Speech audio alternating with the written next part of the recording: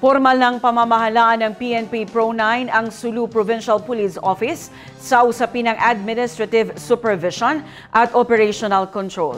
Ito'y matapos ang isinagawang turnover ceremony sa Camp Police Senior Superintendent Jula Sirin Kasim sa Hulo, Sulu. Ang detalye mula kay Jen Garcia.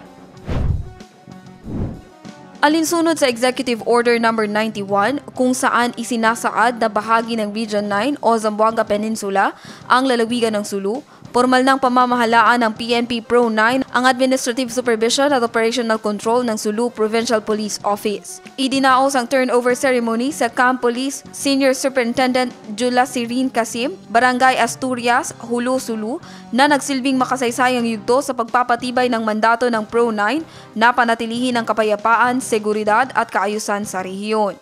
Dumalo sa naturang seremonya bilang guest of honor and speaker si Governor Abdusa Curtans II ng Sulu na pinangunahan ni Police Major General Attorney Lex Efraim Gurat, Director for Plans o TDPL. Kabilang sa mga kinatawan ng Pro-9 na dumalo sa seremonya si Regional Director, Police Brigadier General Eliazar Mata, kasama sina Police Colonel Narciso Paragas, Acting Deputy Regional Director for Operations, at Police Colonel Elmer Lim, Acting Chief of Regional Staff, gayon din ang iba pang mahalagang opisyal ng rehiyon. Ang paglipat ng pamamahala ay hindi lamang simpleng pagbabagong istruktura ayon sa PNP Pro-9. Ito rin nila ay patunay ng tiwala at kumpiyansa ng pambansang punong himpilan sa kakayahan ng Pro-9 na mamuno.